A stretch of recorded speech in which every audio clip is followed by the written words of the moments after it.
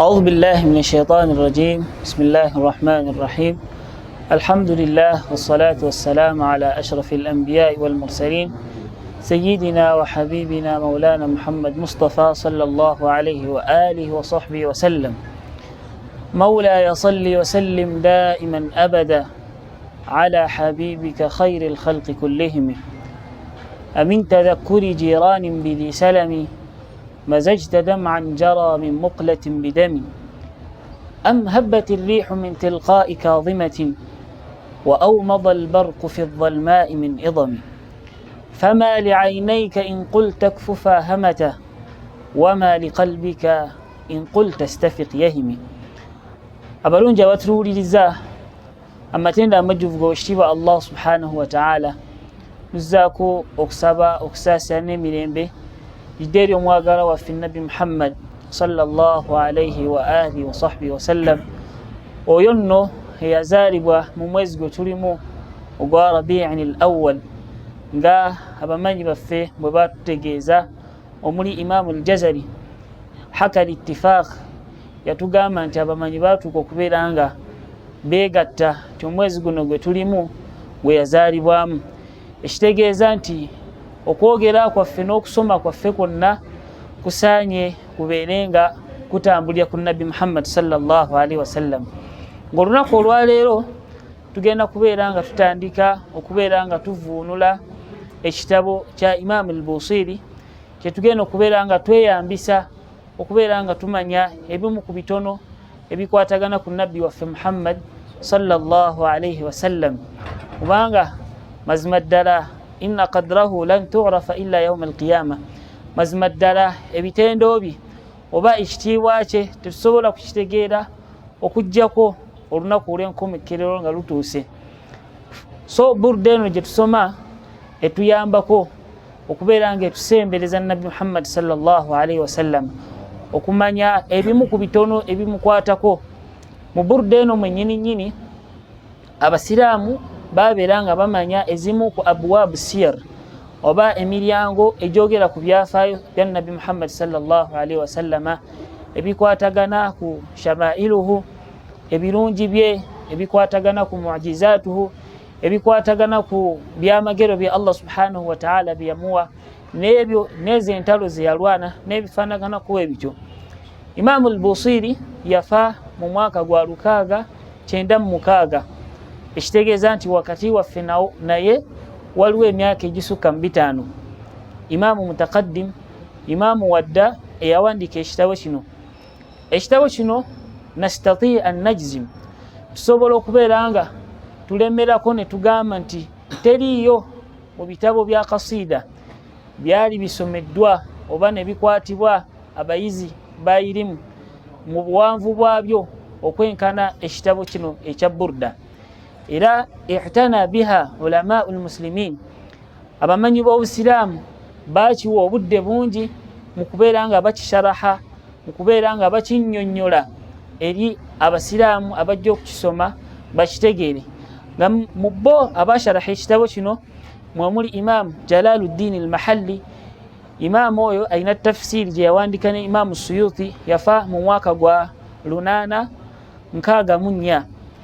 Aina ekitabo era mu usulul fiqhi ekitandikibwako okusoma mu usulul fiqhi kye bayita waraqaati n'ebitabo ebifaananako ebirala nga burhani, ng'omuntu tayinza kubalibwa mu bantu basomya usulul fiqhi okujjako ng'asomye ebitabo ebifaananako bwe bityo.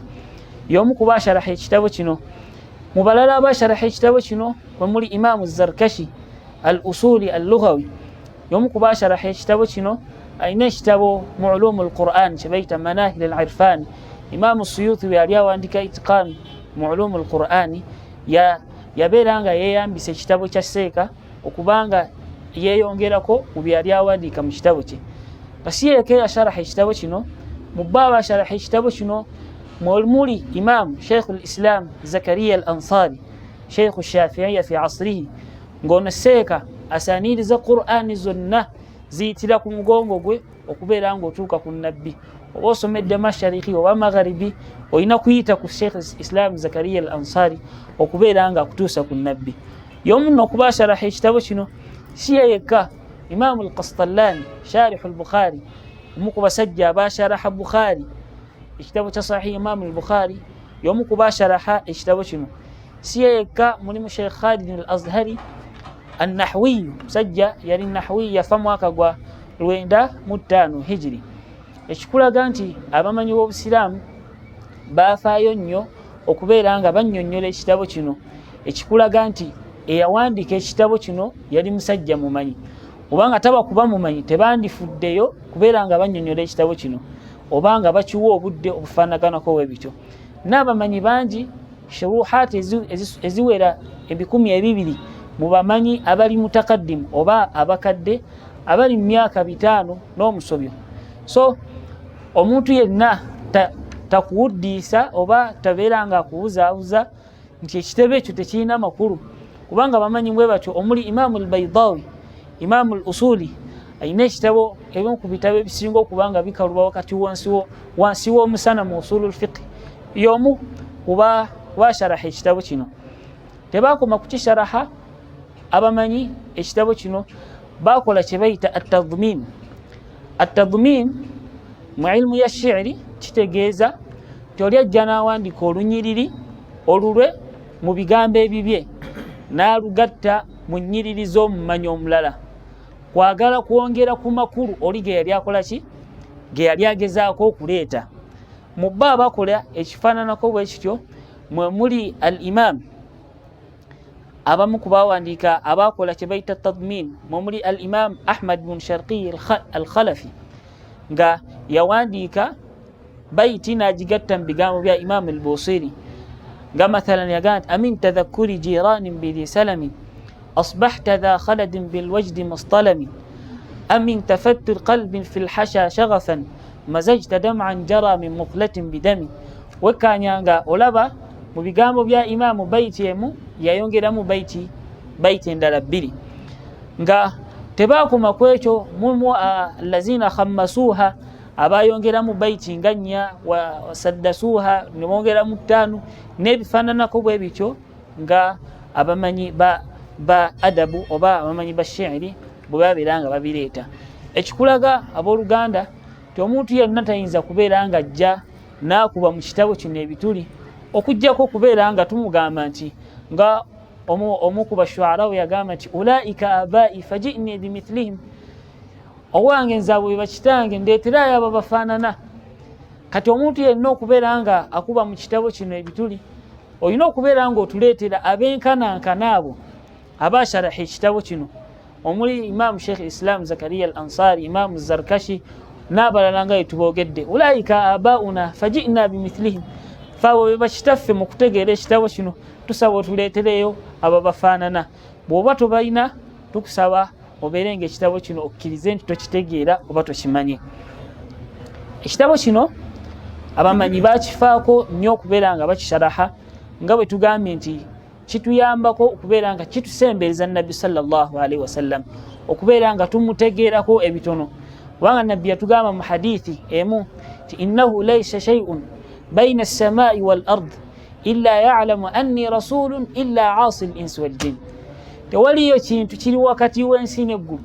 okujjako nga kikimanyi nti nze ndi Nabbi Muhammad okujjako abajeemu mu bantu n'amajinni era Imam Abul Abbas al-Mursi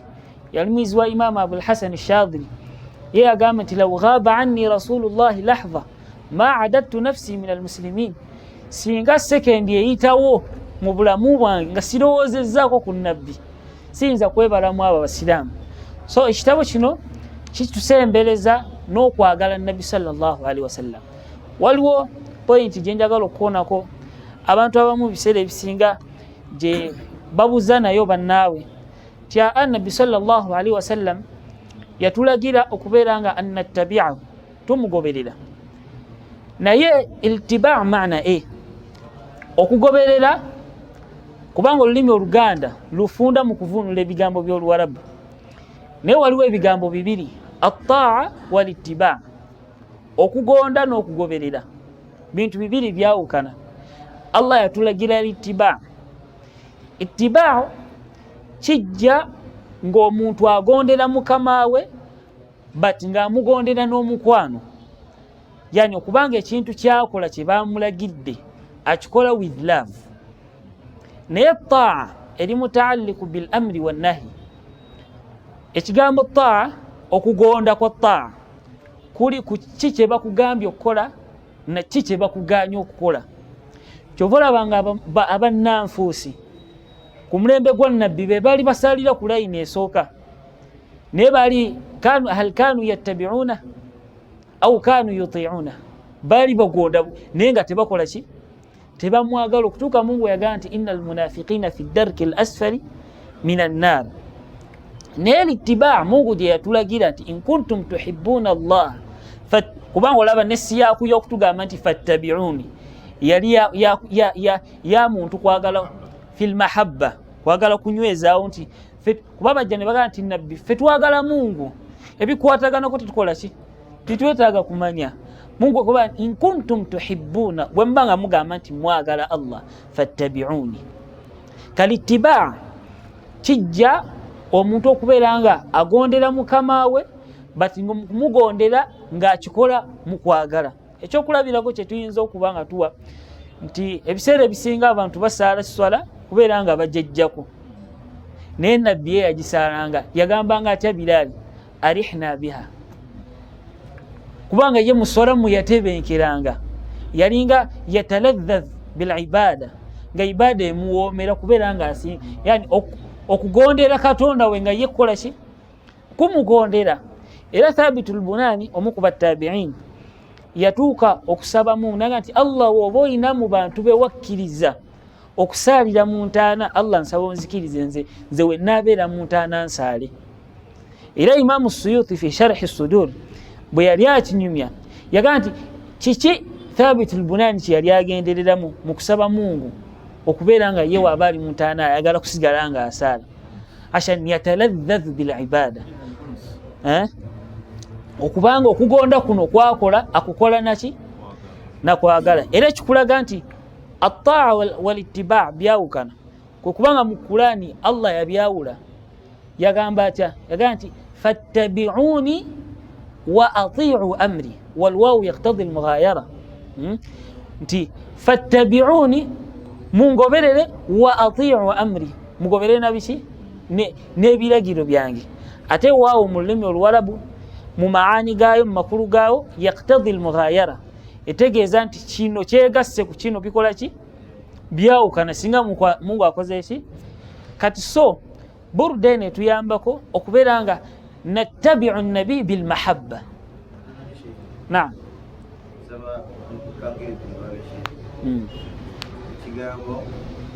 Budde bwange bwe nabuwa mu kuwaana nabbi n'okwogera ku nabbi nakizuula nti kyekyali kirina okummalira ebizibu byange byonna.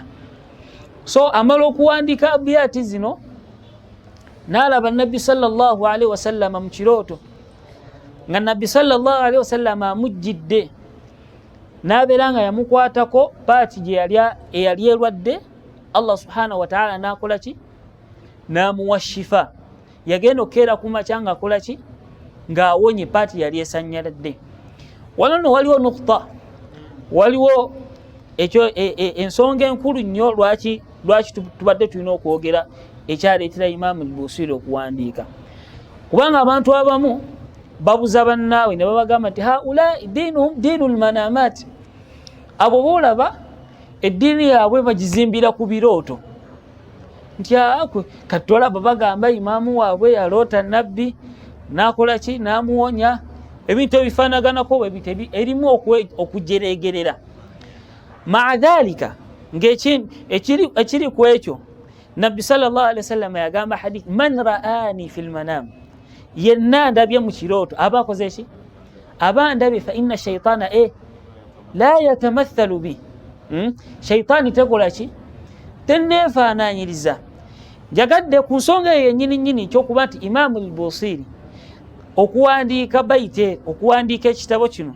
kyali lisababi nti okuwona kwe kwali wa kirooto kye yalaba ku nabbi nga nabbi sallallahu alaihi wasallam aliko ne hadithi enki entuufu. Banakalireeko ku bigambo by'abamanyi bye baayogera. Kino kitabo kya Imam Ibn al-Qayyim al-Jawzi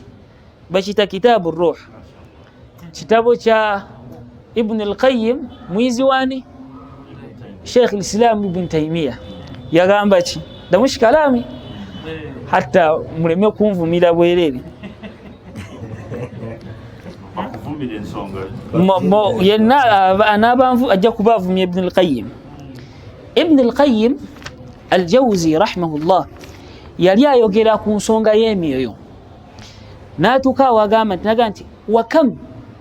bumabeka mimman kanat tawbatuhu wa salahuhu wa zuhduhu wa iqbaluhu ala al-akhirah an manamin ra'ahu aw ru'ya lahu. Bameka mu bantu nga okuterera ko okudda eri maaso ga Allah subhanahu wa ta'ala ne iqbaluhu ala al-akhirah okubanga yebuulirira dderi Allah subhanahu wa ta'ala an manami nga kyali kirooto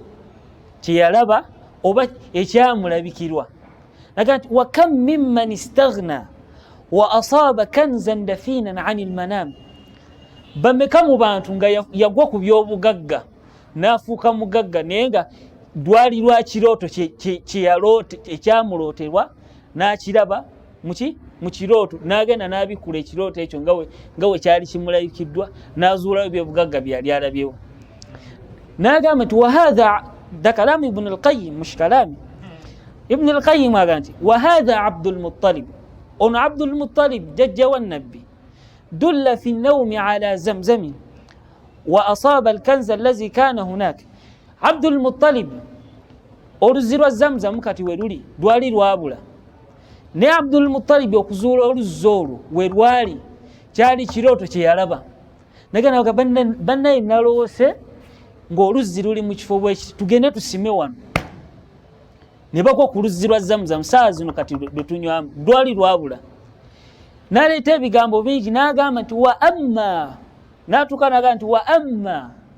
man hasala lahu shifa. Kuba tuli tukigambika nti Imam al-Busiri yenno yalaba nabbi teyalaba muntu wa bulijjo kubanga ekya nabbi kiriko ne hadithi okitegeera. Naye Ibn al-Qayyim ayogera ku bantu ba bulijjo yagamba nti wa amma man hasala lahu shifa biistimali dawa'in ra'a man wasafahu lahu fi manamihi fakathiran jiddan. Nti bameka mwaba abalaba mabeka mubafuna okuwona mu kukozesa eddagala naye nga eddagala eryo eyali mutendera nti olina kukozesa eddagala erifaananako bwe riti kyali kirooto yakiraba bulabi. Nagamba nti waqad haddathani ghayru wahid mimman kana ghayru ma'ili ila Sheikh al-Islam Ibn Taymiyyah. Tibanyumizaako bangi mwaba bali abayizi ba Sheikh Ibn Taymiyyah nti annahu ra'ahu ba'da mawtihi balootanga Sheikh nga amaze okufa. Bino Ibn al-Qayyim da habibu Sheikh agamba nti balaba Sheikh oluvannyuma nga amaze okufa nga kana yushkilu alayhim masail fi al-fara'id bayina masala gali nga gabasumbuwa mu ilmu yaki ya fara'id. Naga ulira Ibn al-Qayyim wagamba nti Ibn al-Qayyim agamba nti fa ajabahu bis-sawab fi al-manam. Ibn al-Qayyim يجيب بالصواب في المنام. يعني كتي wabikibanga kina akyogerwa ku muddo wa bulijjo nga seekaga nti kituufu kati ate ku nabbi. Ibn al-Qayyim Sheikh si muddo wa bulijjo la yani nga bino byabyo abyogera ku muntu wa bulijjo tibameka mubalaba nenga bibalabye bituufu. Natukogamba nti fahadha amrun. شوف العبارة مولانا فهذا أمر لا ينكره إلا من هو أجهل الناس بالأرواح وأحكامها. شيخ يفون له فما السنزة أنا ناقد وتوين قاعدة مؤداب البحث والمناظرة قامت إن كنت ناقلا فالصحة بوبانغو يقرأ بوغزي إن كنت ناقلا للكلام فالصحة. ده هذا الكلام موجود في كتاب ايه؟ الروح. كتاب الروح لابن القيم. سيبي جابوا بيانجي. اعطيهم الصفحه. يعني الصفحه ينزل كو كان طبعا. لكن تبدك تشيغامت امام okuwandiika abiyati zino yafuna shifa. Allah subhanahu wa ta'ala yamuwonya ng'alabye nabbi ngate nabbi aliko hadithi ki eriko hadithi nti omuntu yenna abandabye fa inna ash-shaytana la yatamathalu bi. Sheikh nakulaga nti nebitali kuba nabbi byali bitufu fa kaifa bin nabi sallallahu alaihi wasallam. Waliwo ensonga era gye mmaliza nayo ku nsonga eyo nti ekirooto bwe kibanga yustanasu biha la siyaman idha lam yakun fi al-ahkam ash-shar'iyya, yani nga tekirimu la wa na'am, yani haram halal. Ubanga kino Sheikh kiyanyumya tekyaliko hukumu nti yatarattaba alayhi ya sharia nti oba haram oba halal oba sunna oba mandub. Wekibanga tekirimu ekyo ba usuliyin bakola ki batukkiriza. Era waliwo ekitabo ky'omumanyi kyeyawandika ng'alaga ebirooto by'abamanyi nga biri juzu min al-ilm. Ng'oli yaloota Sheikh amasala bwe gatiga nsumbuye tukole tutya, naga nti tafsiri ya kino yenu, tafsiri ya kino yekino, wallahu a'lam. So omuntu takulimba limba nti hazho la dinuhum dinul manamat, dini yawe yonna bagyesembereza kuki, bagyesembereza kuki, ku birooto. Sheikh ina ta'liq؟ لا هذا عن نفسي أنا هذا يحصل معي أنا وغير ذلك. So ebadde preamble kukwanjula ekitabo kino. Kisookera ddala okubategeeza baganda baffe abatuwuliriza nti buli ilmu erina bannyini baayo, era bw'oba oyagala okutegeera irimu eyo olina kweyambisa bannyini baayo, naddala nga toli mukwenkufu mu irimu eyo. Nze naawe tetuli bakenkufu mu ilimu ya lugha. Bwe tuba twagala okutegeera ebya lugha tulina kugenda wabani bani abategeera lugha abasharaha ekitabo kino. Era kyova olaba ebimu ku bigambo byetugambye bashekhe baffe batugamba nti min usuli takfir aljahlu billugha. Ezimu ku usulu za takfir oba ebikolo by'omuntu okutandika okukaafuwaza omuntu oba okubadda omuntu oba okufassako omuntu aljahlu billugha, okubanga omuntu tamanyi ki, tamanyi Luwarabu. Kati Imam al-Busiri yawandika ebigambo bino nga wandise mu ilmu ya lulimi. Eno adabu olina okubanga omanyi kafiya, omanyi ilmu ya arudu, omanyi ilmu ya arudu, omanyi ilmu ya kafiya n'ebifaanaganako biki bwe bityo. Naye omuntu ajjanga ebyo byonna ma indush haga khalis, tawulirangako nti waliyo ne ilmu ya arudu, n'atandika okusoma byasomye byonna nga in fact n'ensoma gyasomye si ntuufu. Tulina Sheikh omu ku bashekhe waffe rahimahullah yatunyumiza nti baali basomewa seeka waabwe, kati omwizi omu n'asoma empeerera nga si ntuufu. Seeka n'ayagala ono amutereeze, ono munne n'amugamba nti leka tuyitewo mangu tusobole okukola ki, okumalako mangu ekitabo. Sheikh n'amugamba nti idha sahhat almabna sahhat almaana. Bw'obanga byosomye bituufu ogenda kuvunula bituufu, walaksu sahih byosomye si bituufu ogenda kuvunula otya ebituufu nga byosomye si bituufu. Okitegeera? Kati waliwo abavunula nga n'ensoma byasoma si biki. Yani kaifa tufassiru as-sahih wal qira'a صعب عليك. ده مشكلة، ده حق لازم نقوله. يرضى من يرضى ويسخط من يسخط. Imam al-Busiri gawe tugambye nti ilmu eno yakiwandika nga wandise mu ilmu yaki ya lulimi. Kakati bayite eno esooka nga tunagivunula tusanye tumanye nti mu ilmu ya abiyat waliwo kye bayita at-tajrid. At-tajrid maana nti omuntu shaa'ir waba agenda okwogera oba okukola qasida akola kye bayita at-tajrid. Tajrid yatasawwar min nafsi annahu yukallimu shakhsan akhar. Akuba ekifaananyi mu ye kennyini ti ninga alina omuntu gwenjogera naye andi mu maaso, naye nga ye kennyini yayogera. Oba ndowooza kiyinza okufaananako mu luzungu, abategeera oluzungu nga imaginative composition kijjawo Sheikh, nti omuntu ninga alina omuntu gwenjogera naye. Okitegeera? Alhamdulillah.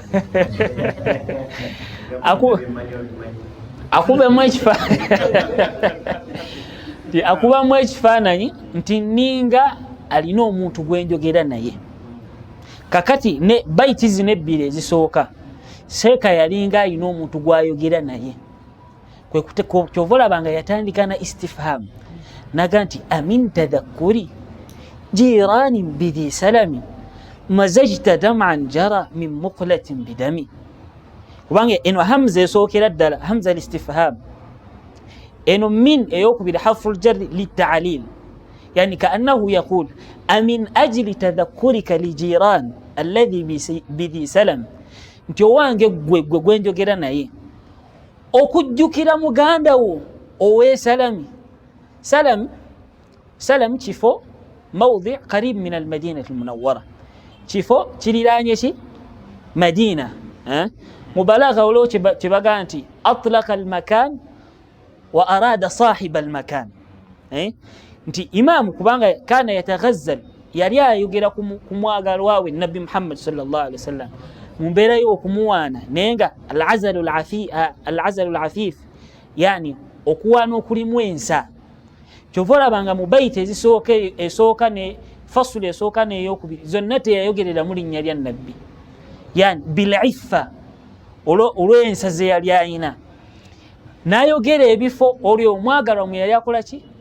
naye ng'agendereramu eyali ebeera mu kifo ekyo ng'era wekyajja mu bayiti emu ey'amajunulaga nti bamusanga nga yeesimula ku bisenge naga nti wama hubbu diyari shaghafna qalbi bino ebisenge byomulaba neesimula si byenjagala lakina hubba man sakana diyar naye omukwano ngwinaku abeera mu mabega wa biki kati kyekimu Imam al-Busiri kyeyatandika nakyo atlaka al-amakin yayogera ebifo naye nga yuridu صاحب الأماكن وهذا في القرآن كثير واسأل القرية وأراد أهل أهل القرية kyovola banga okutegeera oluwalabu kikulu nnyo ng'olina ekintu kyogenda okubanga okola ki kati oli akubuuza nti salami bikwataganira wa n'ennabbi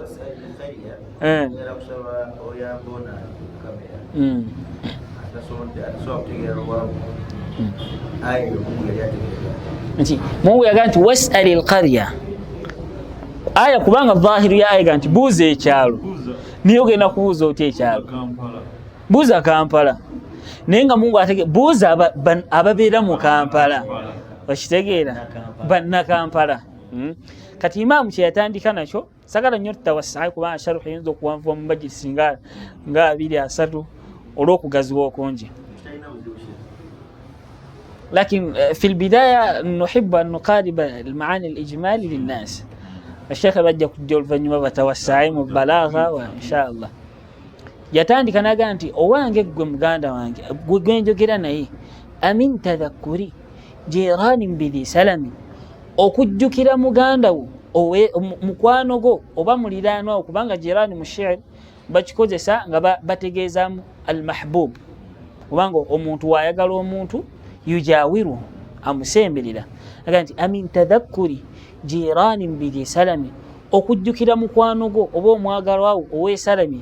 yani salami tugambe ekifo kiriranye Madina ng'ategeeza Nabi Muhammad sallallahu alaihi wasallam aga nti mazajta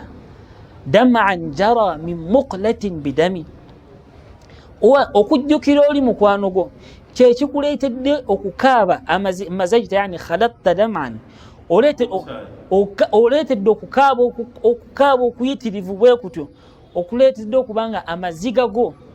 geetabika n'omusayi muqla kyekino ekipaata eri mu liiso erimu ekya bbulaaka naki n'ekya white naga nti okaabya amaziga agatuuse okubanga geemikisinga n'omusayi ku lw'okukaaba obwo kubanga yali ategeeza kinayatan an shiddati lbuka n'omyuka amaaso Allah yarhamu warhamna jamia ti okukaaba okungi kwokaabye kwekule olw'okujjukira muganda wo owesalami kikuleetedde okukaaba amaziga amayitirivu bwe gatyo agatuuse okubeera nga gakuleetera n'okubanga ng'akaabya omusaayi n'omyuka amaaso mu lulimi oluganda wetuyinza okuganaga nti oba amhabbati rriihu min tilqaa'i kaadhimatin oba empewo ekunse ng'eva mu kifo kye bayita kaadhima ne kaadhima mawdi qarib min al-Madina bibyo nabifo kuba tugambye yali akola azalu al-afif ng'awaana omwagalwa oba ayegera kunnyonnyola omukwano gwe ebyomwagalwa naye bil'iffa yani nensa tobalanga teyasarrahanga linnya lya nabbi naga nti am habbati rrihu oba empewo ekunse okuva mu kifo kye bayita kadhima ekiriraanye nabbi we bamuziika kyekikuleetedde okukaaba naga nti au mada albarku fi dhalmai min idami oba ekimyanso kimyansizza mu budde obw'ekiro nga kiva mu kifo kye bayita idami. Idami bamanyi bakivunaga nti alwadi allati tujadu fihi almadina almunawwara olusenyi olulimu ki ekifo kye Madina nti oba okuuta kw'empewo evudde mu kifo kye bayita kadhima nekuleetera akawoowo k'omwagalwa nojjukira omwagalwa kyekikuleetedde okukaaba au mada albaruku oba ekimyanso kimyansizza mu kifo ekya idami nekikuleetera okubeera mu budde bw'ekiro nekikuleetera okubeera ng'olaba ekifo omwagalwa kyalimu oba kubanga abamanyi baga nti alaaka y'ekimyanso mu kujjukira omwagalwa ngaba tuli ilmu ya abiyat baboogera abiyat baba bategeeza ki bo bategeeza nti omuntu kasita ebiseera ebisinga omuntu bw'abeera atudde mu budde obw'ekiro ng'ali mu budde bweru ng'ali mu kizikiza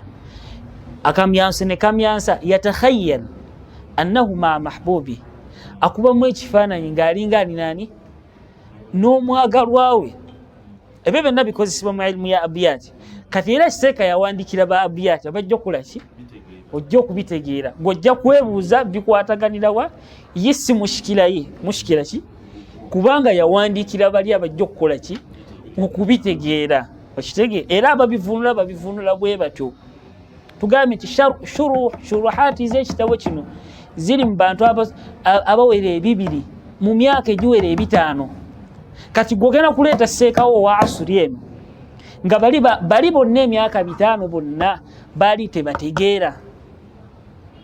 yani okutegeera kwabuuka emyaka bitaano ne kujja ku mmwe ahaza yuqal oba tosomye ebyabani kubanga entegeera ejja esikiza nakusikizibwa bwekito paka kwasembayo kati yatandika n'istifhamu bbiri nti okujjukira mukwano gwo ow'essalamu kyekikuleetedde okukaaba oba empewo ekunsi okuva mu kifo ky'omwagalwa ng'alinga kaannahu yukallimu shakhsan akhar kakati n'agamba mu baiti yaddako kati ono gwe yalinga ayogera naye gwakubamu ekifaananyi nti kaannahu yukallimu shakhsan akhar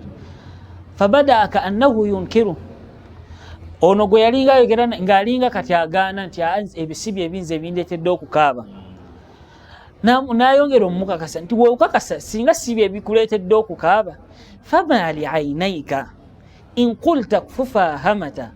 wama li qalbika in qulta stafiq yahimi bw'obanga okakasa okujjukira nabbi si kwe kukuleetedde okukaaba fama li ainaika lwaki eri eno fawu lilfasaha ekunnyonnyola ebiri ki fawu lilifsah kunnyonnyola ebiri emabega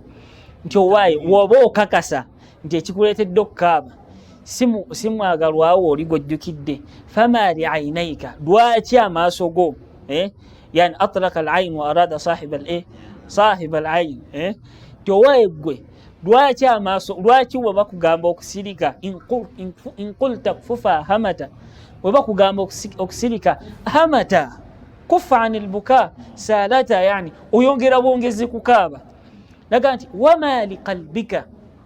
lwaki omutima gwo wokugamba in qulta stafiq bwokugamba nti wezuukuka va mu mukwano omungi gwolina yahimi gwoyongera kubula alhuyam yani الانشغال بالمحبوب بدرجة أن الإنسان ينسى ما يكون حوله وهيام gwe mukwano omungi ogutuusa okuba nga omuntu ye atuuka ekiseera ng'alinga atalaba wadde nti waliwo ekimuli okumpi aga nti woba wakana nti si nabbi yakkaabizza lwaki wetukugamba okugerao okukaaba oyongera kukaaba na lwaki wetugezaako okuba nga bakutereeza weeyongera kubula n'amugamba nti ayahsabu sabbu gwe njogera naye ayahsabu sabbu anna alhubba munkatimu olowooza omuntu ali mu mukwano nti asobola okukweka omukwano gwe yani asabbu yani alashiq omuntu ali mu mukwano summiya kadhalika likathrati insibabi yani likathrati ishqihi bamutuma wewe kulo omukwano omungi yani omukwano oguyitiridde yamubuuza nti ayahsabu sabbu olowooza ali mukwano anna alhubba munkatimu nti asobola okukweka omukwano gwalina eri oyo gwaba yagadde nga ategeeza nabi Muhammad sallallahu alaihi wasallam yagaa nti alowooza asobola okugukweka ma baina munsajimi minhu wa muttarimi eno ma eyokubiri bimaana alladhi yani ma almawsula yagaa nti ayahsabu alowooza nti ono gwolowooza gwe gwenjogera nedi annahu jarrada min shakhsan akhar alowooza ono ali mukwano nti asobola okukweka omukwano gwe eri nabbi ng'agukweka baina dam'in hunaka mahzuf baina dam'in munsajimi asobola okugukweka mu maziga agamayitirivu agakulukuta minhu wa muttarimi asobola okukweka omukwano mu mwaga amaziga amayitirivu agakulukuta okuva mu ye n'omukwano omungi ogubumbujja okuva mu mutima gwe yani ono owokubiri gwe yayogera naye yalinga agaana ono n'atandika okumuleetera adilla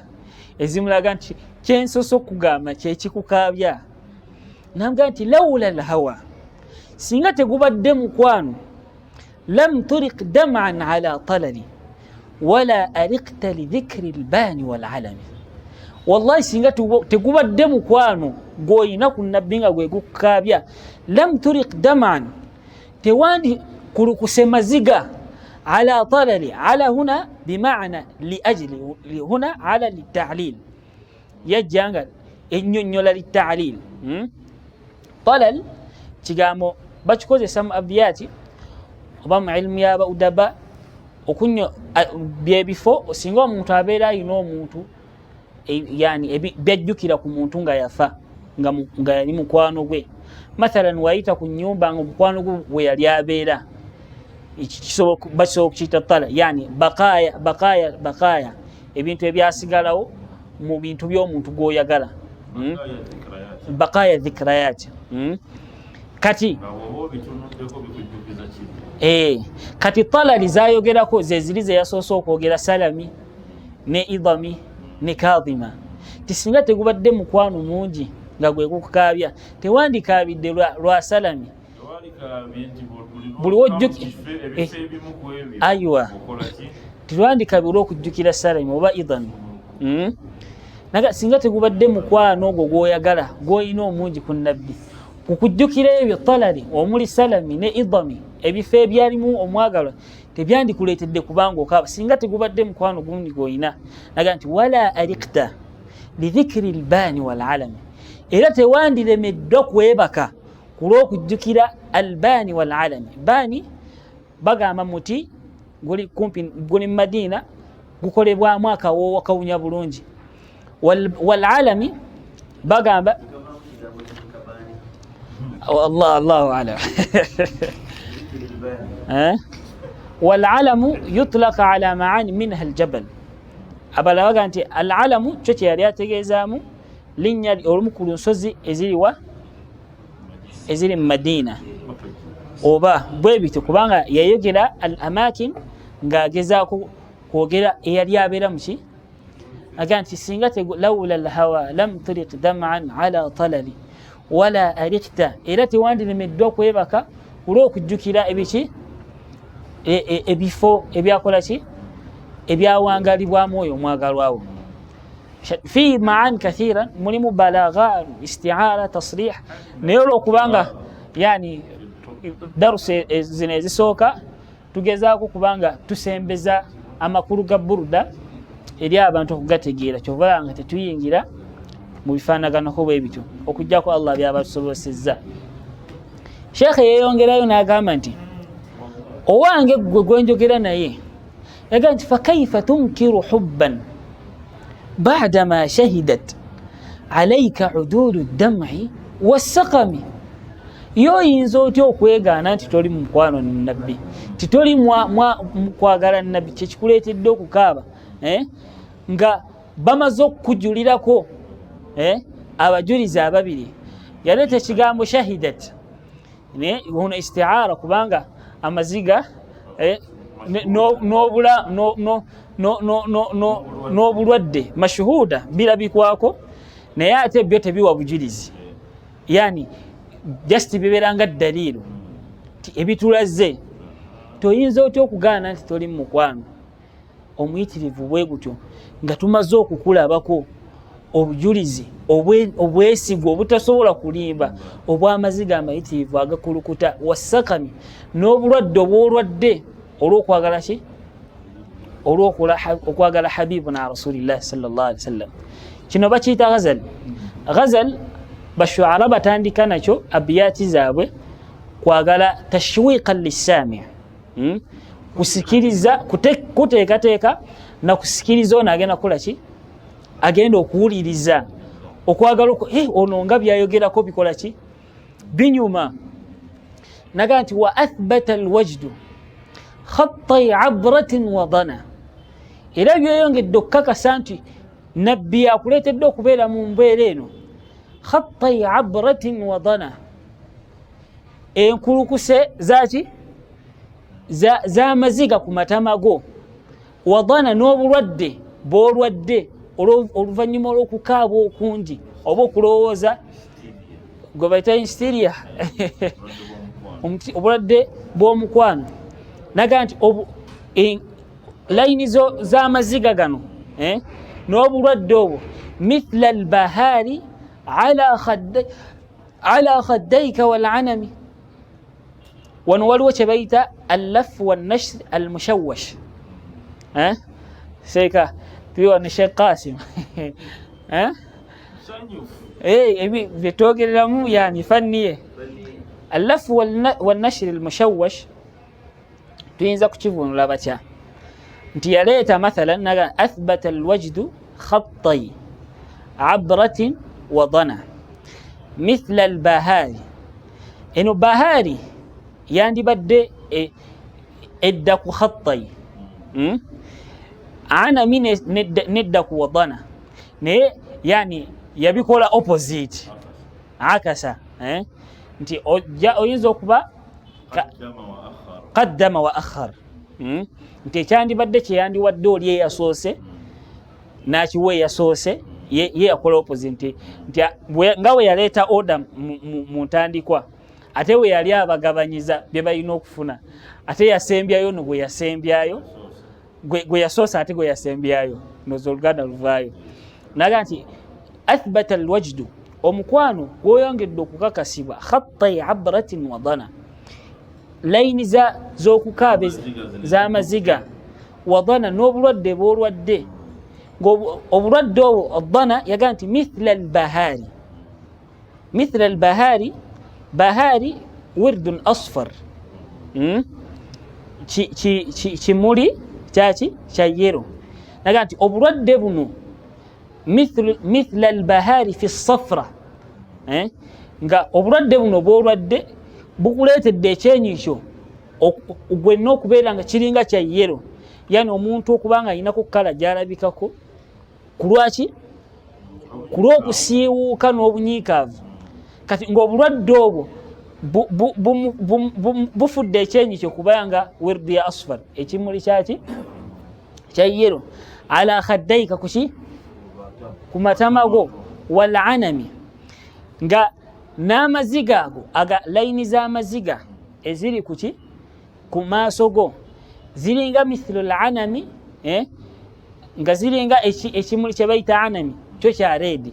kubanga twalabye mu baiti eyasooka nti mazajta daman jara min muqlatin bidami amaziga obuyitirivu bwago gatuka ne geemikisinga n'omusaayi kati nga ne layini zino eziri kuki ku matama nazo za reedi ng'ekimuli kiki alanami oba baiti etegerekese nayongerayo n'agamba kati bwamala liannana twatandise ne tugamba nti sheikh jarrada min nafsihi shakhsan akhar kaannahu yukallimu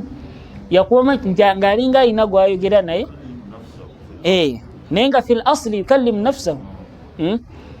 kakati amala okwogera n'ono gwayogera naye ng'amuleetedde obujulizi nti owaayi nkulaba kino kyekikukaabya era bwe buno obujulizi obukukaabya kati ono nabeeranga muddamu waliwo kye bayita uslubu liltifat الإنسان نعم مكون من شيئين نعم مكون من جسمي وروحي نعم الإمام البوصيري يكلم الروح مثل ما قلت أنت فيه يكلم روحه والروح تعرف النبي في الأصل نعم يكلم روحه ng'agezaako okulaga nti yo ruuhu engeri gyemanyi nabbi kati guno mubiri gwagala gezaako kulimba naye ate ebivaayo biraga kirala biraga nti gutambulira wamu ne ruuhu yaagwo eri omukwano eri nabbi sallallahu alaihi wasallam. Kati sheekha nga sheekhe wakinyonyodde nti seeka yalinga ekiri kungulu ekyagala okuwakanya ekiri munda. Kati kwa kusooka nakireetera obujulizi laula alhawa lam turiq dam'an ala talali wala arikta li dhikri albani walalami, singa tegubadde mukwano tewandiremereddwa kwebaka, towandika bimaziga gafaananako bwe gatyo. Kati wano ne wajjawo kye bayita uslubu liltifat yani dhana almarad. Wanga waliwo baiti mu nuskha ezisinga terimu naye nga ate naye yurwa bisanadi almuttasil egamba eta egamba nti wala a'aradka lawni abratin wa dhana dhikri alkhiyami wa dhikri sakin alkhiyam. Kati dhana seeka wano Sheikh al-Islam al-Bajuri yakisharaha bima'na almarad. شوف يا رجل ولا بانغا يا ابو رد يا جانت مثل البهاري، يعني البهار ورد في الصفرة. نعم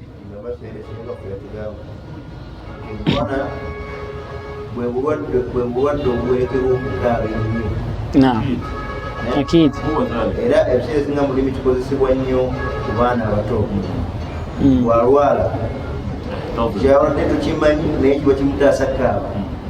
yani mwaitokula bulu mwakola kitu ati obulwadde bw'abaana buseesinga okutwala nnyo ogundi eri abaana olwokuba nti kirimu bibiri kirimu obulwadde obuwerekera okukola ki okukaaba kati emalenya yajja okujja mu weekend nti nga sheekhe wagambye sheekhaani nti omwoyo gwogera n'omubiri kye gukweka ekyobulumi omungi nga tekiriko n'obwofu bwokola ki ate agoyani gali aula negamba dende sesewa Allah yarda عليك. يعني هنا الشيخ يقول كبيت أسلوب الالتفات okubanga avamu kubanga ayogera noli gwe yali alabanga ayogera naye natandika okwogera naye, yani yadda mudhamiru takallum kati nabeeranga wano yeseeka yayogera yeke yenyini, yani kati al'an kati yakomyewo akkiriziganyiza n'omwoyo gwe nagamba nti mbutuufu byonna byobadde oyogera naam sara wallahi mbadde neegaana byonna naye byoyogedde bituufu nagamba naam sara tayfu man ahwa fa arraqani والحب يعترض اللذات بالألم. تمبدن نيغانا تنبسيا انكابيا ني والله نعم سرى مزمدرة سرى طيف من أهوى خيال من أهوى ebirowozo bizze ebyo ogwenjwa gala Nabbi Muhammad sallallahu alaihi wasallam kwe kubanga mbadde ndowooza ku ebyo byonna fa arraqani fa asharani ninnemerera okwebaka aga nti walhubbu ya'taridu alladhati bilalam. Omuntu wabanga ali mukwano ya'taridu wano mu makulu Sheikh yaga nti mu Luwarabu bwe baga nti arada shay bima'na ghayyabahu kaannahu kana yaqul walhubbu ya'taridu alladhati. Omuntu waba n'omukwano omungi yughayyibu alladhat nebyalya biba tebiwooma bilalami olw'omukwano muki omungi gw'alina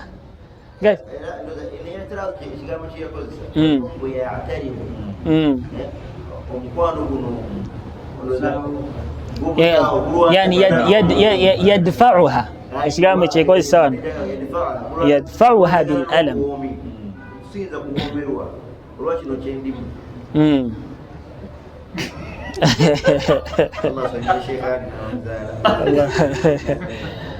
agati nti seeka duli raja'a min at-tajrid ila at-takallum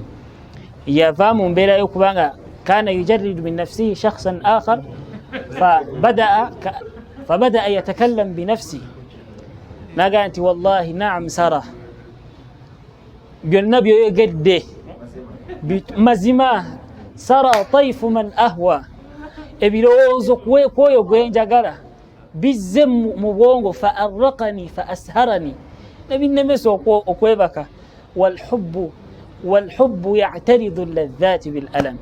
annaye omuntu wabeera mu mukwano mungi nga gwendimu n'ennabbi byonna ebiwoma biba tebikyawoma naye olwaleero ani nze naawe alina omwoyo kyoba twatandise n'ekigambo kya abul abbas mursi yagaa nti law ghaba anni rasulullah lahza wahda ma adadtu nafsi min almuslimin sekendi emu empitako nga sirowoozeza ku nabbi siyinza kwebala mu basiraamu abajjuvu naam ekyo shekani naam twali tumaliriza meeting ku kitebe musiraamu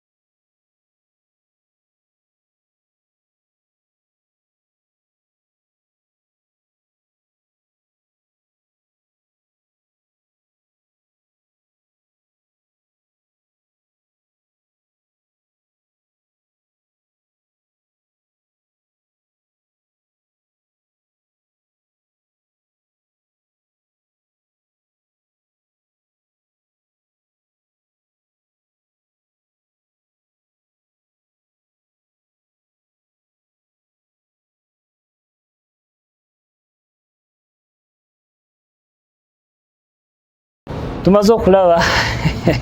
nabbi bwatu sheikh imamu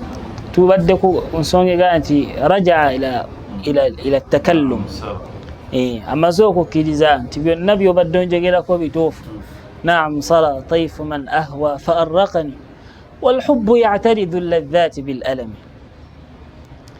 kati n'agamba wamala okukkiriza ono bye yali amugamba tikale byonna byoyogedde bituufu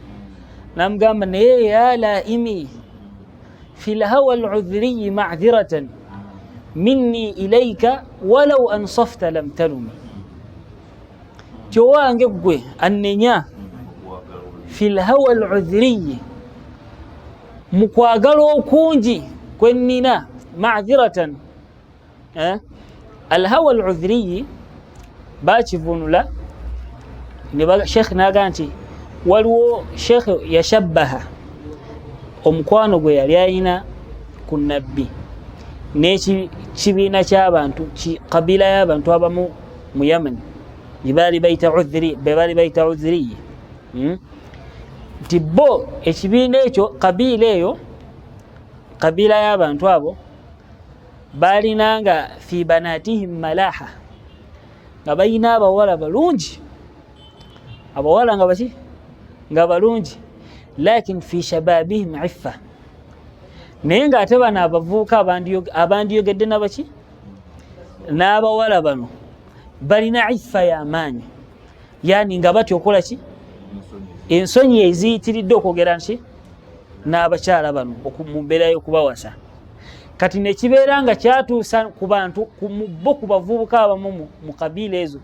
okubanga oli we yagwanga mu mukwano n'omuntu yafanga bufi nga tamugambye wabava ekigambo ekigamba nti wa min alhubbi ma qatal ti waliwo omuntu agwa mu mukwano era basahaba shekhe bakirina tolaba oli nabbi amala okufa naga nti allah aqbid ruuhi allah ntwala nange nafiirawo allah nzijaamu omwoyo nga nabbi amaze okufa naafa shekhe basahaba radiyallahu ridwanullahi tabaraka wataala alaihi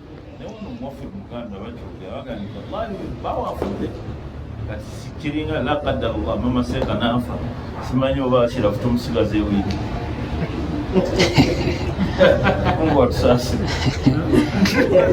kati shekhe kyali ayegerako naga nti ya laimi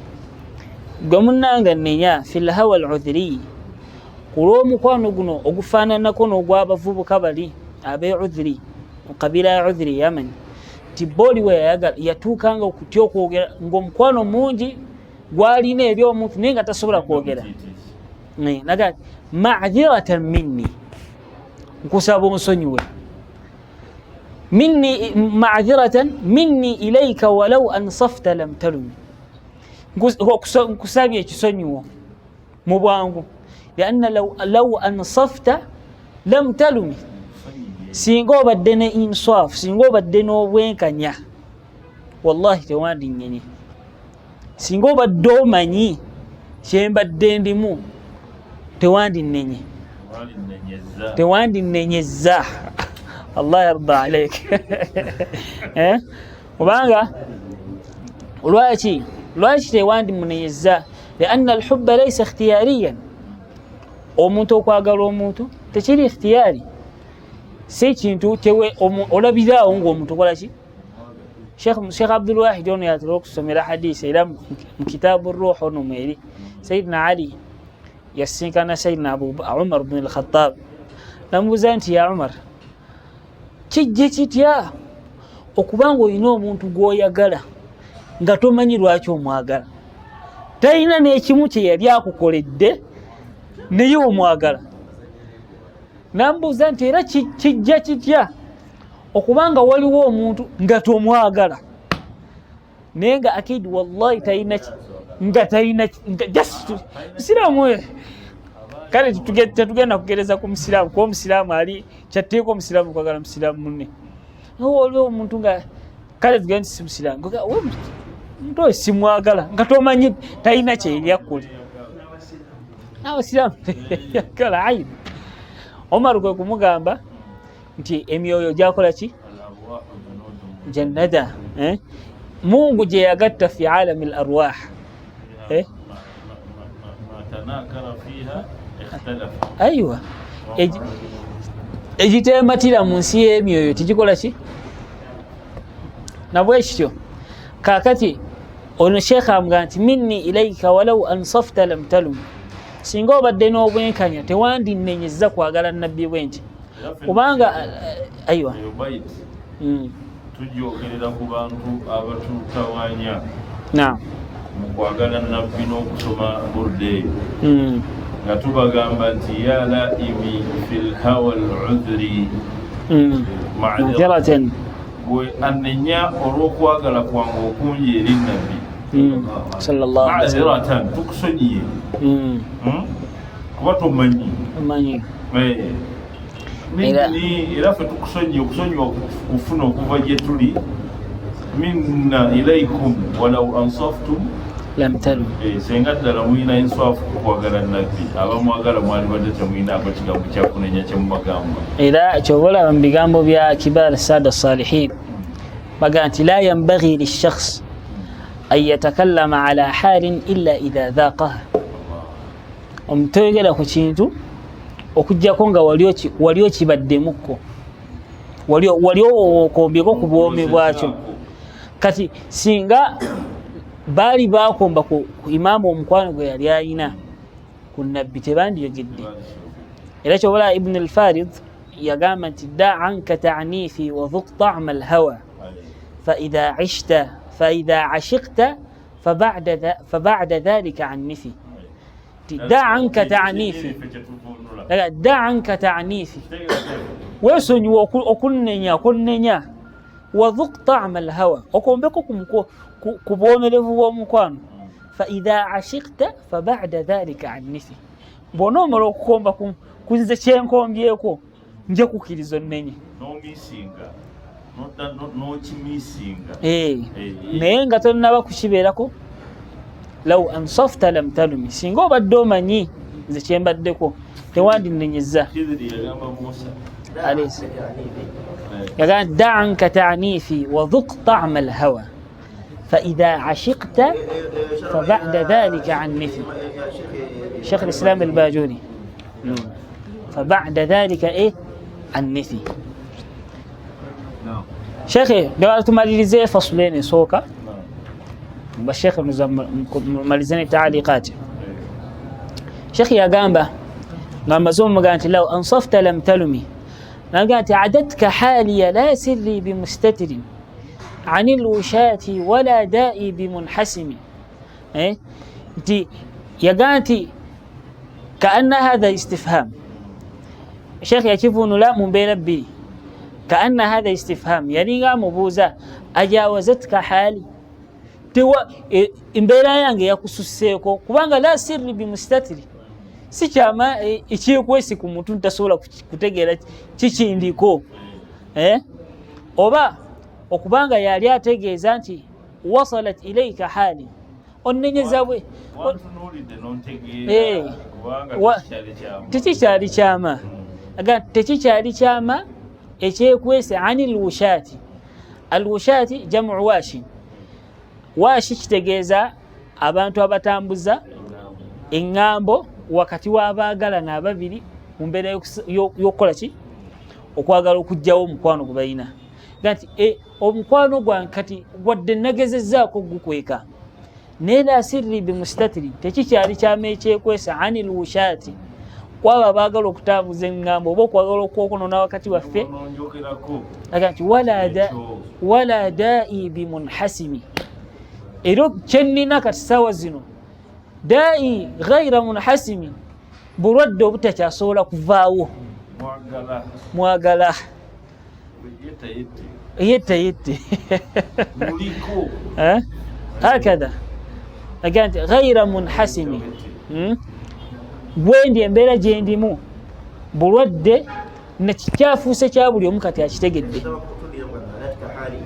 aga nti adatka haliya la sirri bimustatiri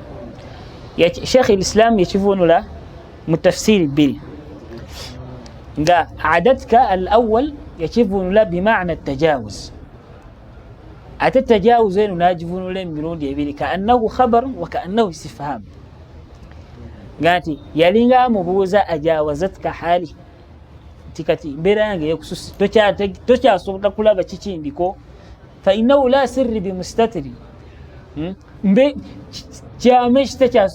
tekikyali kyama wantegedde because dayo waggulu bilistifhamati ezize onagezaako okwegaana onaamuteekako kino mpaka we yatuuse okumuga nti naam sara wanguddemu okitegedde kati amuga nti adatika haali kati gwe wategedde embeera yange la sirri bimustatiri sikyasobola nagikweka nga bwenzize njikola ki njikweka nga bwenzize njikweka emabega tekikyasoboka wala daai bimunhasimi era obulwadde gwe walabye gwe wagambye nti ndi muki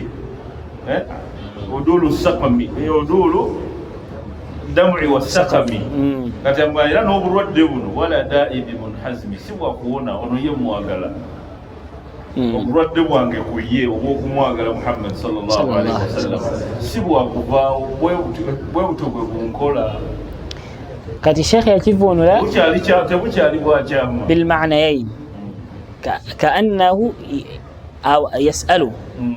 ajawazatka hali tiwange gwe kati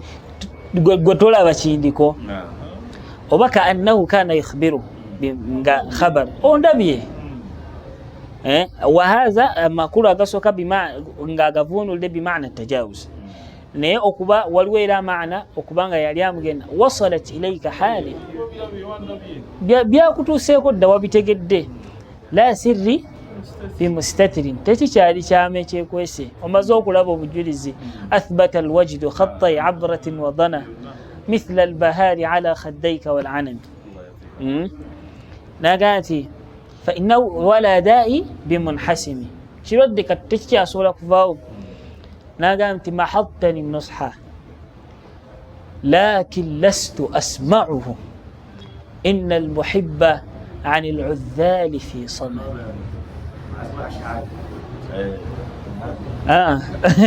يعني ما حطني النصح ما تنصحنيش ايوه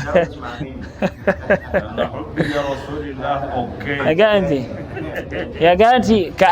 كأن في هذا البيت كأنه كان يرينغا قانتي يسلم جدلا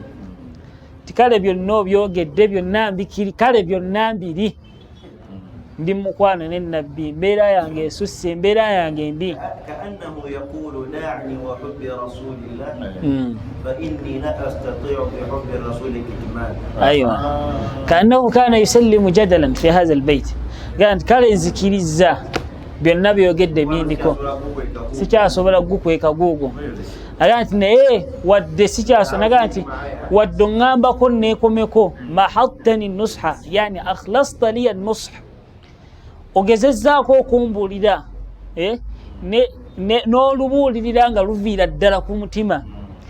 naye wallahi lakin lastu asma'u sijja biwulira gw'oŋŋamba nkendeze okwagala nabbi sijja kubiwulira aga nti inna almuhibba mazima ddala omuntu nga ali mu mukwano n'omuntu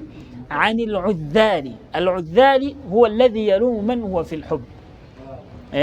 akunenyaako ng'oli mukwano n'omuntu gwe bayita udhal aga nti inna almuhibba ani aludhali fi samami abakunenyanenya waliwo siyagu lmubalagha ogaa nti fi samamin n'atagamba huwa asamu yani yafuukira ye kenyini kiggala waliwo obutawulira n'obwakiggala n'okufuukira ddala lwali nabeera nti yeye butawulira gega makulu agayinza okukiza nti teri kyogenda kuŋŋamba nkiwulire obanga oŋŋamba ku nabbi nkakasizza by'oŋŋamba usallimu jadala nti tukhlis liya nush لكن لست أسمع سيجانا بيولي إن المحبة عن العذال في صمم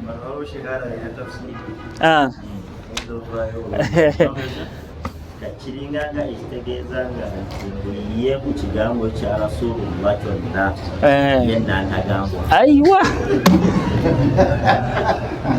tikasita ayo kijjayo amakulu tikasita nabbi agamba era kati bwaba kunenyeza sheekh eno itibaa sheekh yali atukubiriza litibaa ku makulu kaseka alawi gatugamba nti sheekh yali ageza kututungira abiyati zitukubiriza kubeera ku sunna nga sheekh wakirese nti ye kasita nabbi agamba tomugamba gati kunjagala gyenjagala nabbi kasita baga nti qala rasulullah khalas kyonna kyonoŋŋamba ekyo nze kiramu endaba bbiri naam kubanga ne bannaffe abasalafu balina enjogera eyo egamba nti twagala qala rasulullah qala ma qala rasulullah bagoba ebigambo byabamanya batukulemesa yani bekwese wansi wakitegedde yani osanga omuntu nagaa nti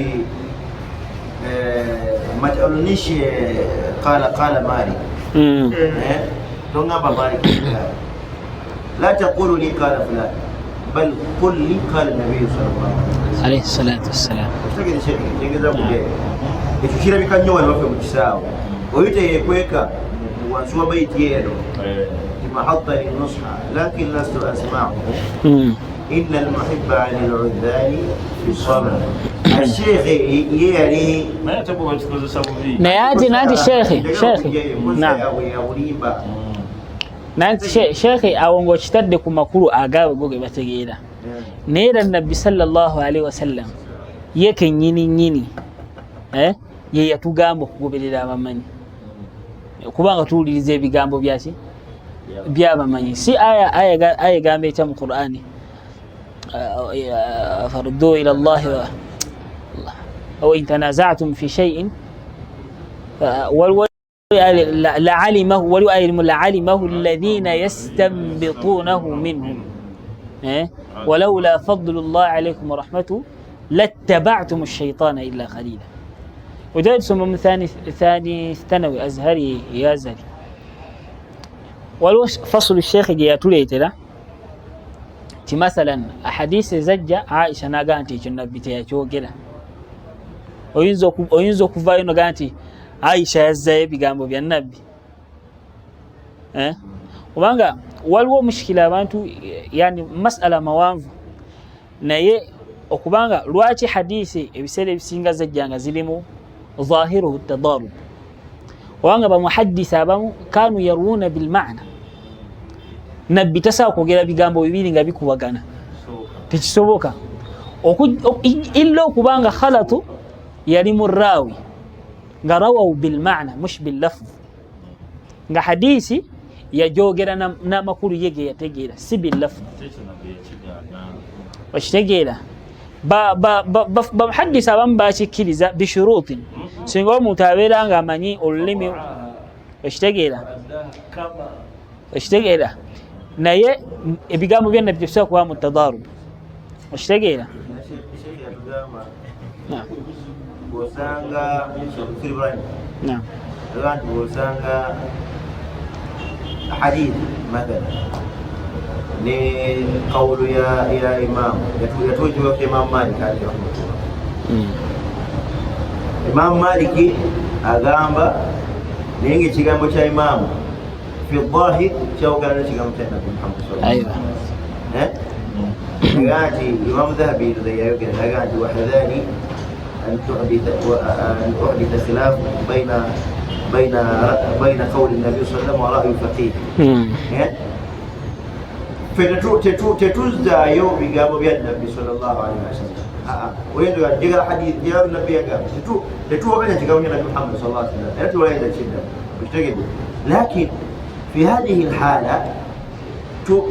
توكلنا تجيرا يوم.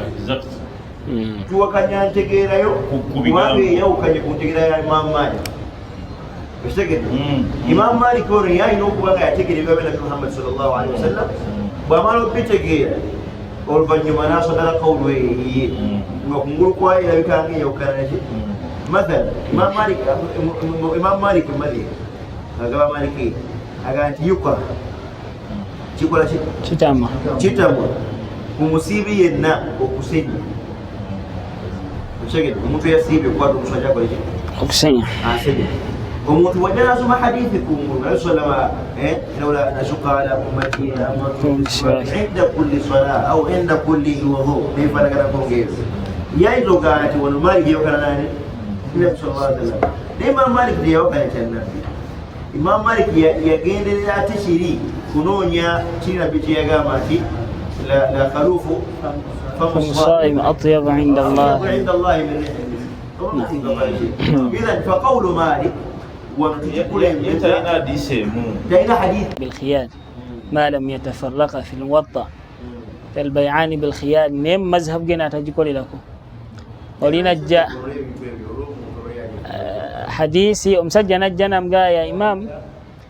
ndaba ngoina hadithi wajeta mu muwatta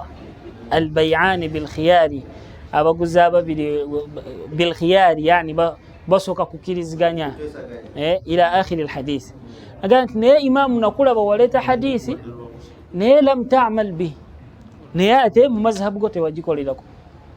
nagant taraktuhu liya'lam al jahil mithlak anni taraktuhu ala ilm hadi gwejola banga hadith najireka gwatamanyi liya'lam al-jahil mithlak inti najireka ala ilm ngikimanyi hadisi weli nemanyiye ndaliri awula kweno Imam Ibn Rajab al-Hanbali buyawandika kitabo kye ar-radd ala man lam yattabi' al-madahib al-arba' yanyonyole ensonge kuba fuqaha ba imma nadara bana لقيت مثلا إمام أحمد بن حنبل يقوات مليون حديث يقوات حديث بيتريف نقوز الناس يقوات لزم مسند موزري مثلا قوة ما تفانني كمرين بسيوط كوا سيوط متأخر بموزن وقوات حديث كم متأخر كوا إمام أحمد بموزن tuwakwata hadithi mmeka tinakwata emitwala abiri tirwakize wakwata naganti ezo zinasanga singa nasanga wendala nandizikutte ishegeza nti waliwo hadisi mu myaka ezo eziri fi hukmi al-mafqud ngazakola ki zabula tiriamanyi nenga fi suduri al-huffaz bano ba Imam Ahmad aba kulembera bakola ki bazi kwata era yagenda okuswadaranga ekigambo ngatunulidde muziri nyingi zonna laga kino kye kiriwo gotolaba Ibn Hajar al-Asqalani mu daraja jalimu ya hadisi nti amirul mu'minina fi al-hadith yani qimma wa ngasuyatu ya leta amadarago mutadrib ar-rawi idaraja lisembayo na yakugamba bwensange cha Shafi'i nga kyawukana ne hadisi kyange nze kyentegedde nkireka nentwale cha Shafi'i ku hadisi zemmanyi lwaki Shafi'i a'lamu minni bil hadith kati okulembeza ebigambo by'abamanyi tuba tukulembeza yirimu eyabwe gye bamanyi esinga eyaffe ku hadisi emu ekitegeera era oli omulala yajja eri Imam Ahmad namugamba nti waliwo hadisi togikolera naga nti eyo hadisi nagiraba ng'okyali mu kibaya kya maamawo genda ozanye n'abaana wa riwaya endala yamubuuza nti ekifo bwekiti ne bwekiti okimanyi tibakolerayo kinibazanyirayo abaana tigenda ozanye hadisi gyogala okunsomera nagitegeera ng'okyali mu kibaya kya maanawo ayiwa so ebigambo by'abamanyi tubikulembeza ku ntegeereya sinti tuba tubikulembeza ku hadisi za Nabi sallallahu alaihi wasallam lakinnana tukakasa nti irimu gye balina kuki ng'olaba leero tokkiriza kugamba nti okhalafya sunna nawe yanakkiriza ng'obulamu bwe bwonna yali mu muzikiti ng'asoma irimu ng'olumu ogenda n'oyiriba n'okuyiriba obulamu bwe yakwata asaaniidi za Qur'ani za hadisi gwe leero mu bulamu bwe tolinayo wasidde sanadi emu entuufu ya nawe akhta akhrib bayt nawe akhta zai nawe akhta wa ana ala sahih era ekyo kirimu okubeera nga okola juru akubamanyi olumbagana ekitegeera Bago tandikira ku Qur'ani. Fite tukwata Qur'ani nkwata erimu muraja. Nga lero basobola okukabala omuntu nti afizu. Nga yerabira aya ezimu.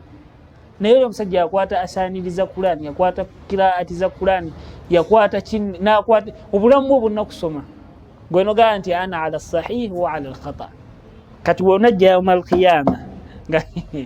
Allah yarda alaina, ya Allah tusasi. Imaliza Ibn Hajari mwaga masala ateno hizo mubuza kati mpaya yali mu level ya Ibn Hajar ya khata Ibn Hajar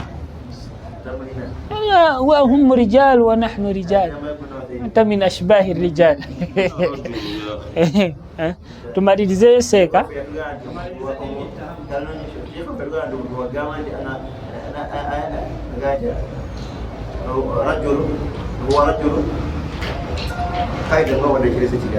هم رجال ونحن شيخ يدعو أن يا ربي هم رجال وأنت دجال الله الساسل شيخ يا جامع إني محضتني النصح لكن لست أسمعه يعني أخلصت لي النصح ومبودي للده كي زيكو كمبيرا جيندم لكن لست أسمعه سجقولي لذا إن المحب عن العذال في صمم. إمام أحمد مجتبة مسند يا ليت حديثي حديث النبي قال حبك للشيء يعمي ويصم ومتوابا قال نيتينتو شمنيت لو كبيرا تشاوري لا تشاوري لذا kakati ne imamu idaraja jyalimu nakyo ekikwatagana ku nabbi ye tokola ki nomugamba. Sheikh n'amalirizayo fasula eno esooka n'agamba nti okumanya sigenda wuliriza bigambo byo agamba nti inni ittahamtu nasiha shaybi fi adhari washaybu ab'adu fi nushin ani tuham. Agamba nti olaba nasiha y'envi ezazze kubanga envi ye mubuulizi omukulu abuulira Sheikh katumalize mu dakiika 5 inshallah abuulira omuntu nti ajaliyo omuntu esembedde agenda kufa naga nti olaba tahamtu nasiha shaybi olaba nazina envi ntuusa okubeera nga zibuusabuusa ku nasiha zizimpa nti obulamu busemberedde okuggwawo washaybu ab'adu fi nushin ani tuham nga ate envi ze zandibadde zisembayo nnyo okubanga nkola ki nga nzibuusabuusa ku nusha meshi Sheikh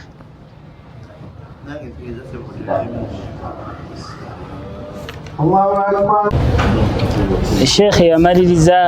ني فصل يسوكا نبيغامبو بيغانتي اني اتهمت نصيح الشيب في عذل والشيب ابعد في نصح عن التهم كي olaba gombolidde mumbera jombolidde nkendezeeko naye olaba n'envi kubanga envi Allah subhanahu wa ta'ala aganti Allah wagamba mu Qur'an waja'akum an-nadhir. Ibn Abbas aganti innahu ash-shayb omuntu bwalaba wakula najjira envi oyabeera nadhir yani mutiisa jani nti qaruba al-ajal endagaano ene Allah ikoze ki esembedde beera ng'otegeka emirimu ki emirimu emirungi gyogenda okusinkana nayo Allah subhanahu wa ta'ala agamba nti naye olaba tahamtu nasiha shaybi tolaba ni nasiha ya nti nkuliri naye era sijja sikendezeza kwagala kwange nabbi ate nga washaybu ab'adu fi nushin ani tuham envi tezirina zezandibadde ewala ennyo tezirimba sandi zisuubiriza nti zirina kyezaagala ekirala naye washaybu kubanga siziyita kitegeera nti washaybu ab'adu fi nushin ani tuhami awo natandika fasula eyokubiri nga ye yawandika abiyati min albidaya ila albidaya nga tazitaddemu fusul lakin abamanyi bajja ne bateekako tabwibu nti bino ebigambo ebisooka biri ku kino nakino nakino nakino ila akhiri neera baiti ya fasula eyokubiri eri mutaalliq ku baiti esembayo mufassir esooka waga nti fa inna ammarati bisuu'i matta'adat min jahliha binadiri shaybi walharami mazima ddala omwoyo gwange al ammara bisuu kana yattahimu nafsa wange ekyabamanyi bonna bakirina kanu yattahimuna anfusahum bilqusur nga balaba bakendeevu tubalanga ibn abbas yatuuka ku daraja ga nti law alimtu anna allaha qabila minni hasana latamannaitu almaut singa mbadde nkakasa nina assurance nti mungu ayina wadde ekirungi bwekiro ekimu kyeyakkiriza mu birungi byange latamannaitu almaut yani min babi hadmu nafs okubanga omenyaamenya omutima gwo weerabanga la tara amalak toyina kyoli mu maaso ga allah toyina wadde kyewali okoze ki kyokoze awo sheekhe we yatandikira nti fa inna ammarati bisuu'i matta'adat nze ngandawo omutima gwange guli ammara bisuu min jahliha binadhiri shaybi walhiram tegwebuuliridde nanvi zino okubeera nga zizze nakula kwa myaka yefassiri eyokubiri kutujja okubeera nga tutandikira barakallahu fikum wa sallallahu ala sayyidina muhammad wa ala alihi wa sahbihi wa sallim. Assalamu alaikum wa rahmatullahi wa barakatuh.